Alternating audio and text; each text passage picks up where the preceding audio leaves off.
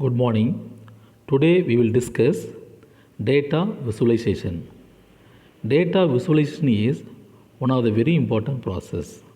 The data visualization aims to communicate data clearly and effectively through graphical representations. The data visualization will be used in many applications. At work, for reporting, we are using data visualization. Managing business operations and tracking progresses of a task, we are using data visualizations. Data visualization have different techniques.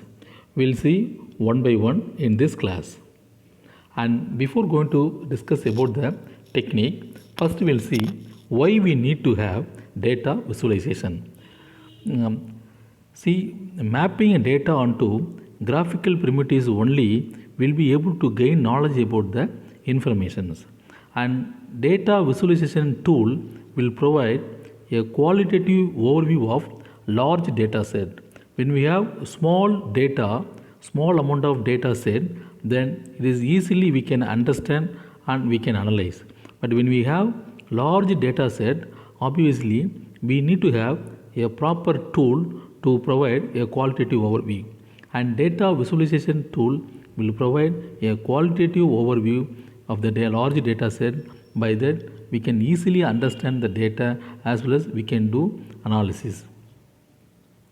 And by using data visualization tool, we can search for a pattern and trends, then structure. Then if there is any irregularities in the data, we can identify. And by using data visualization tool, we'll be able to understand the relationship between different data. And these data visualization help to find interesting region and suitable parameters for further quantitative analysis. So when we have data, obviously in data mining process, we are always trying to find interesting pattern. So with the help of this data visualization or by visualizing the data, we will be able to find further information in the extracted interesting patterns. And this data visualization will provide a visual proof of computer representations and derived. Now we will see the categorization of visualization methods. There are different categorizations are there. We will list out one by one. First one is pixel oriented visualization technique and geometric projection visualization technique, then icon based visualization technique, then hierarchical visualization technique, then visualizing complex data and relations. We will see in the upcoming slides, we will see one by one. Now we will see the pixel oriented visualization techniques. See, when we have a data, the corresponding pixels will be identified and will be mapped, and by that the corresponding value will be visualized. See, for example, here for a data set of m dimensions, I create m windows on the screen, one of each dimensions. The m dimension values of a record are mapped to m pixels at the corresponding position in the window. The colors of the pixel reflect the corresponding values. Say for example, if you take income, here you have different shades, that is nothing but different colors. Here the income will be taken, the income will be sorted in some order, maybe ascending or descending. So according to the value of the that income, according to the value, the color shades will be given. So we have the color shading. When you have dark shading, of course they will have more income. When you have light shading, then there will be small income. Like that, we'll be able to visualize the income. Same way for credit limit and transaction volume. But the age is entirely different. We have different ages, so there will be small complications. But even though by using different colors and patterns, we'll be able to visualize the age also. And the next one is the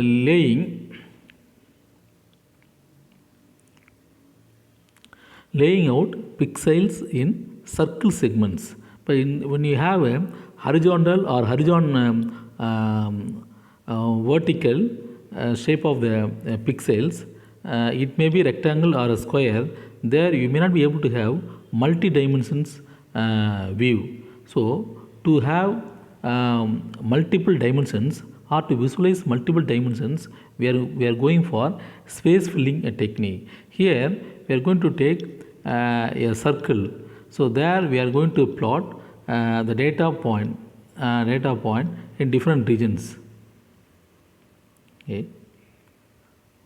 So here you can take as a data, this data record. This will be plotted in different region of the circle, different region of circle. See here, the circle will be divided into number of dimensions. So dimension 1, dimension 2, dimension 3, dimension 4, dimension 5, dimension 6. Like that you have a number of dimensions. And each and every dimensions, that data value is pointed. So the corresponding the dimension is placed in the screen with different colors. So for example here dimension 1, so it is mapped with this. Okay, dimension 2, so it will be mapped with this. And dimension 3, it is mapped with this. A dimension 4, this will be mapped here. A dimension 5, this will be mapped here. A dimension 6, this will be mapped here. Like that we have a different circle and different dimensions will be mapped. By that when we have multiple dimension of the data, by using space filling technique we'll be able to visualize the data value. Okay. Nice. The next one is geometric projections visualization techniques. This visualization technique will help you to understand the meaningful projections of multidimensional data. See, visualization of geometric transformation and the projections of the data is described over here. Here we have different methods. One is a scatter plot. One is a scatter plot. Another one is scatter plot matrix. Then projection views, hyper slice, then parallel coordinates. So in this class we will see a few of the visualization, geometric transformation and projections of the data techniques.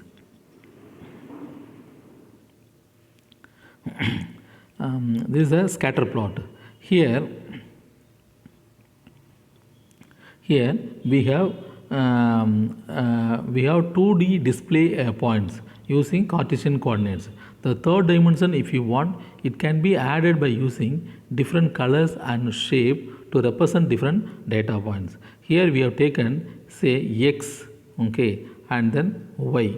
So we have two different data point. It will be two axes in two different axes, x axis and y axis. In between we have been plotted different values. Okay, suppose if you here we have two dimensions. See, for example, x dimension and y dimension. If you want to have one more dimension like a third dimensions, okay, then we can add one more dimension by using different colors. This will be different colors or a shape, or you can represent some different data points. Like that in scatter plot we can do it. But using this scatter plot we can even this will be a third dimension. Even you can go up to fourth dimensions. And beyond the fourth dimension the scatter plot will not be suitable. So we can when you go for beyond four dimensions, we'll go for the next method, that is scatter plot matrix.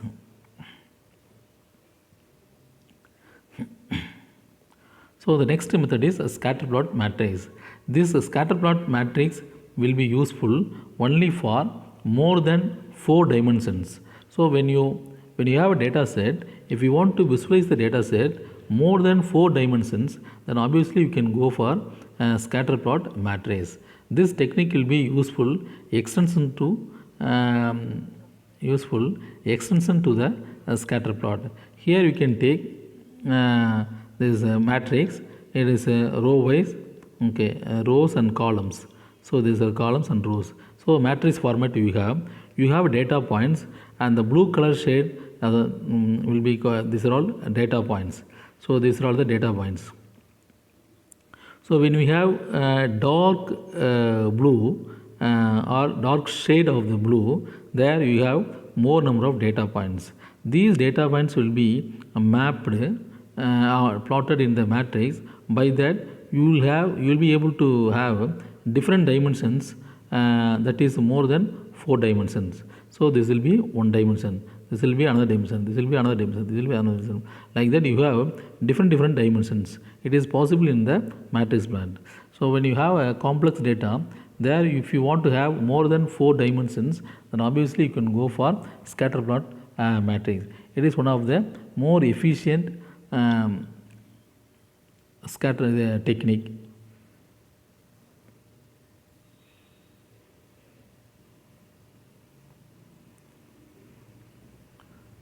Okay. So matrix scatter plot XY diagram is given of the k dimensions. So k dimensions in the sense you can have any number of dimensions, that means maybe more than 4 dimensions. Now the next technique is the parallel coordinates. So the parallel coordinates is one of the very important coordinates when you go for high dimensionality. So if you have a data, if you want to visualize in high dimensionality, then obviously you can go for parallel coordinate. Here n equidistant axes which are parallel to one of the screen axis, and correspond to the attributes. Correspond to that is very important. Here you have value that it is placed in equidistant axis. The same way you have a screen axis also, that wherever you have a point in the axis, the same point will be coincide with or mapped with the screen axis also. Here all the points will be the corresponding points will be in polygonal lines, so which intersect each of the axes at the point which correspond to the value of the attribute. So when you have high dimensionality visualization, we can go for parallel coordinator. There will be 2 different parallel axes will be there. One will be for the data, another one will be in the screen. So in both the places the axis will be there. The both axes will be mapped. Here the data point will be in polygonal line. All the data points will be in polygonal line which intersect each of the axes at the point which correspond to the value of the attributes. Here the axis will be scaled minimum and maximum, and there is one major limitations in the parallel coordination. It cannot effectively show a data set of many records. Suppose when you have more number of records, okay, this technique will not be suitable. And visual cluster, when you have more record, we need to have some clustering also, or there may be some overlap, okay, and that often reduce the readability of the visualization and make the patterns hard to find it. So when you have more records or many records, this will not be suitable. The parallel coordinates will not be suitable.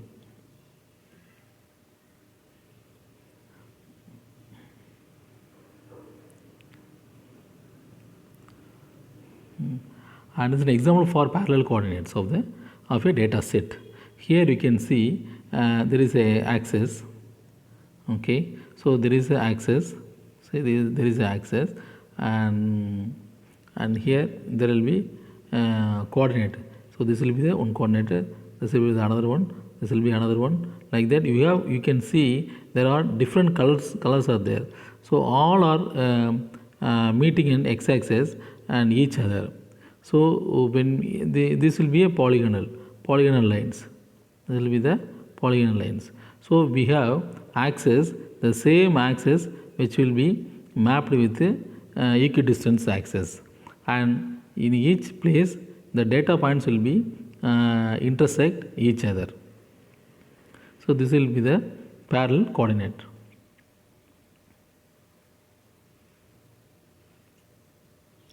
Okay.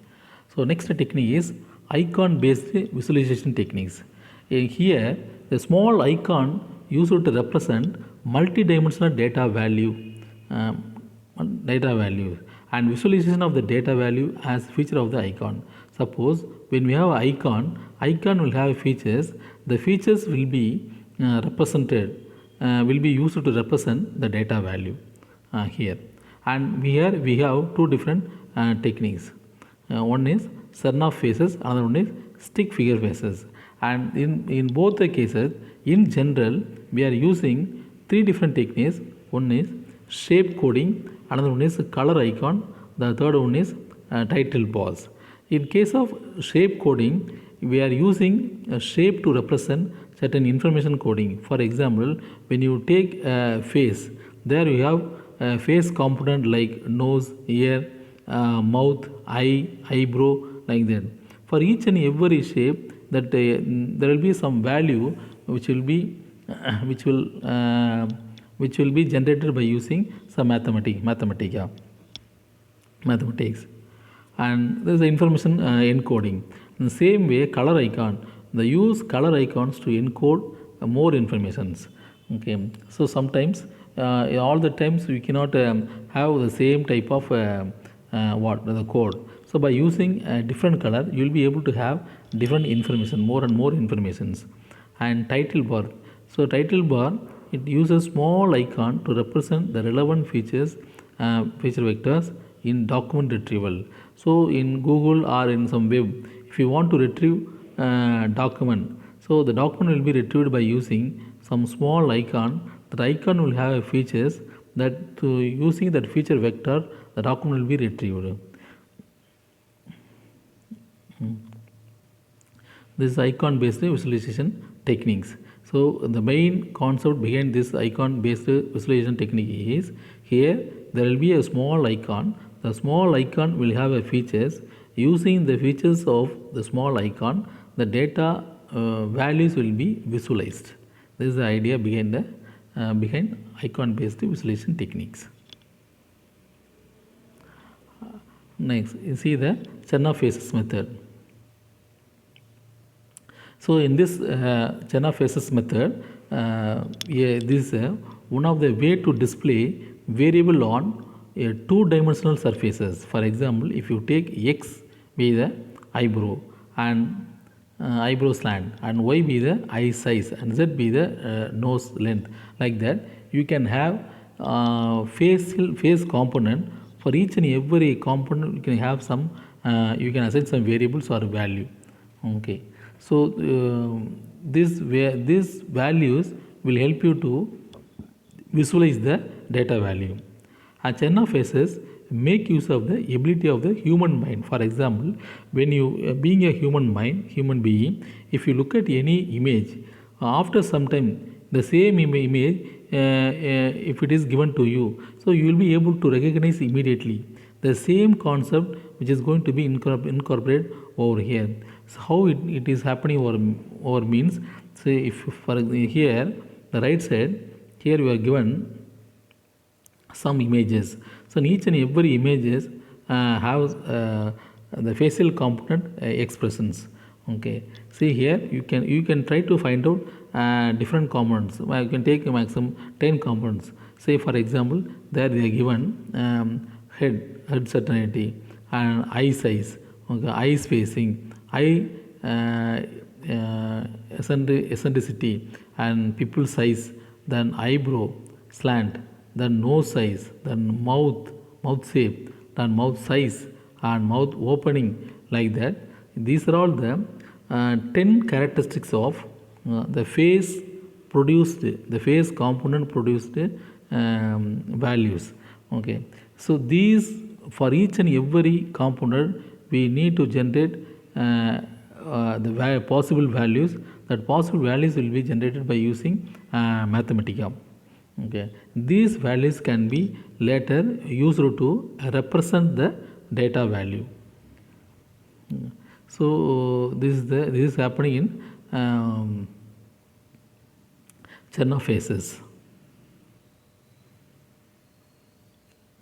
Okay, so the next technique is technique is stick figure. The stick figure, there here you are given census data. The census data figure showing here census data, they given some attributes like age, income, gender and education, etc. Here we will take age and income.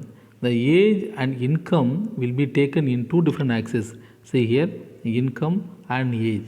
So these two attributes will be taken over here, and the remaining attributes will be taken as different shapes or different colors in the same thing. Okay, and everything is available in this figure. And the 5 pieces of stick figure, 1 body and 4 limbs with different angle and length. So here we have taken age and income is in axis, and the remaining things will be taken in angle or length. Okay, so here you have number of data values. So these values will be taken in some angles. If you change the angle, the value will be changed. Okay, so this is the another method how this value will be represented, visualized.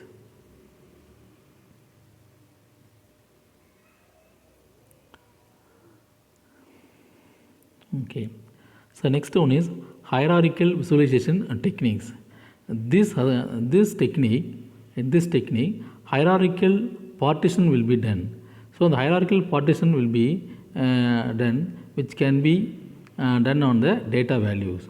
So data value hierarchical partition into subspace. The subspace is nothing but subset, example. So hierarchical partition into subset. The subsets are visualized in a hierarchical manner. See, for example, when you have a value, data value, the data value will be partitioned hierarchically, and it can be converted into a subset. The subset will be called as subspaces. These subspaces will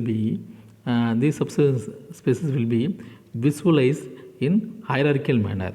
So there are some methods like words with words and tree map and cone tree. So these are all the different methods which is coming under hierarchical partitioning. We will see one by one.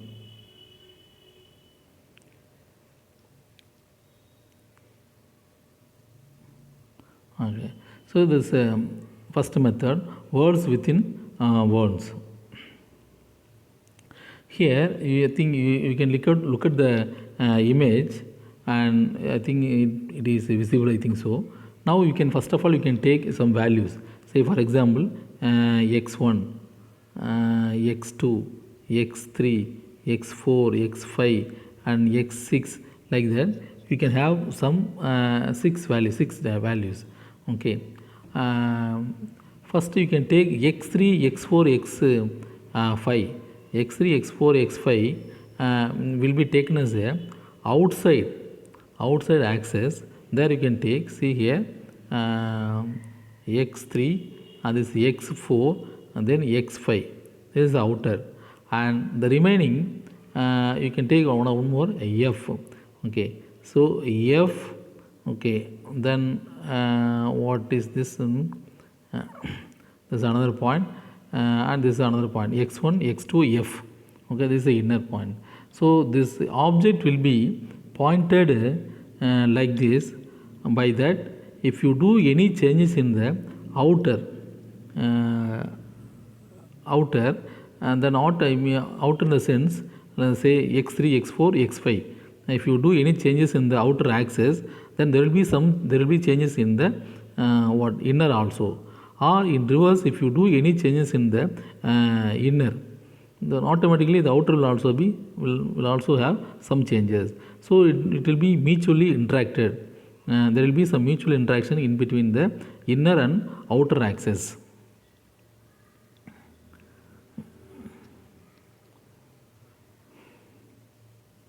Okay. Then we'll go to the next method. Okay. It's a tree map. So the tree map, it is a screen filling method which uses a hierarchical partitioning of the screen into region depending on the attribute values. Say for example, the x and y dimension of the screen are partitioned. Alternatively, according to the attribute values and classes, say for example, you can take an images. The images can be divided according to the some region. This you can take like this. So this is one region, this is another region, this is another region, this is another region. And again this region can be divided into number of parts. This will be one region, this will be another region, this will be another region, this is another region. Again this part will be, again it will be what? A partition hierarchy. By that you have different regions like this one, this one, this one, and this one, like that. So like that the whole attribute will be divided into number of regions. The region will be depending upon the attributes. So one region you may have the main attribute values. From there hierarchically it will be linked with the other regions, and from there it will be linked with the other region. And here also, here itself, in the main region itself, here itself you have different regions. So everywhere there will be some link. The link will be in hierarchical manner. So by this is a screen filling. You have full screen. The screen will be filled with the attribute values. While filling the attribute values, we are doing horizontal partitions. Hierarchical partitioning. In hierarchical partitioning, we are following some tree structure. So there will be main region. There will be main region, main attribute values. From there will subsequent tree structure will be created. So everywhere you have some informations. Okay.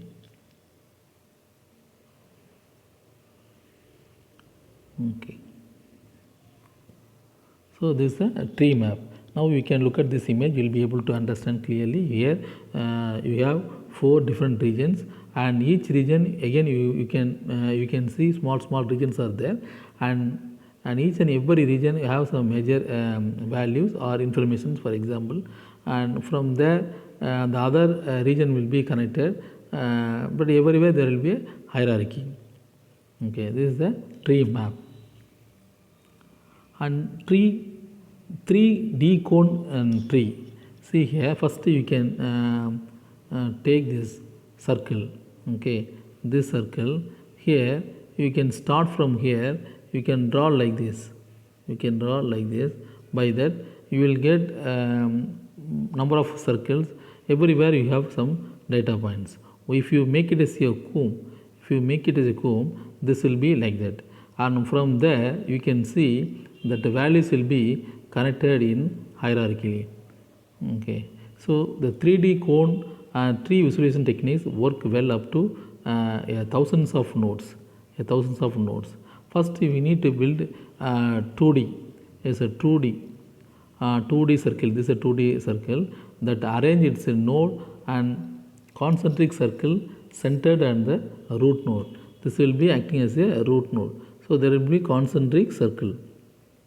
And it cannot avoid overlap when projected to the 3D. So there may be some overlapping when you make it as a comb. Okay. So here we have some value in the root node. From there all other nodes will be connected, and if you look at it deeply, you can see there will be a hierarchy in the information link. So this you can refer this comb.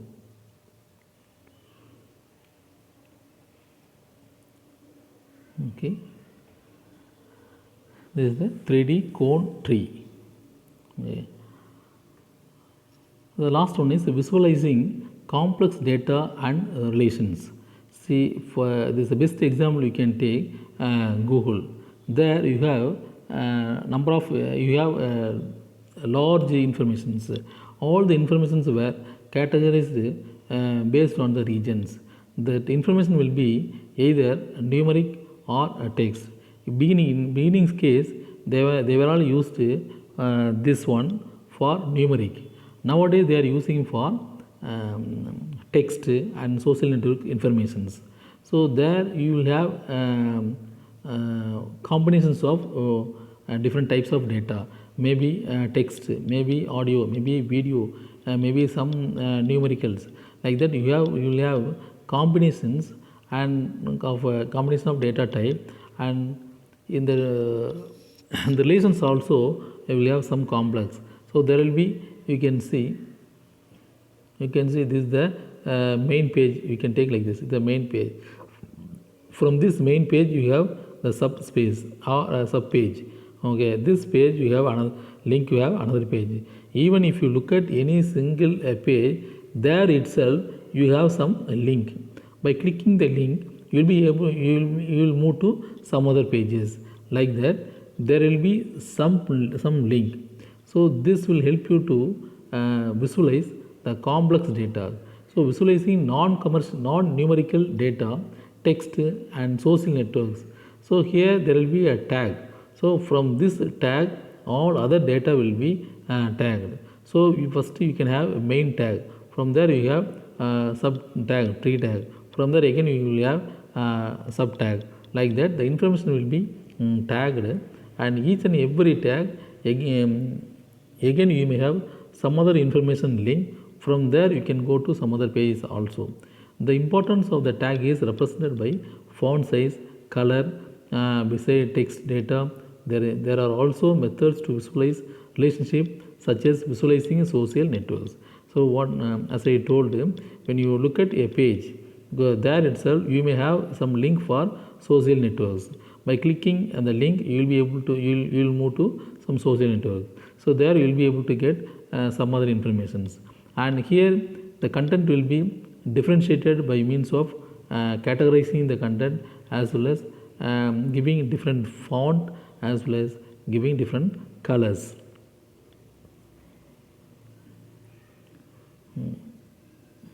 Okay, so this is the visualizing complex data and relations. Okay, thank you.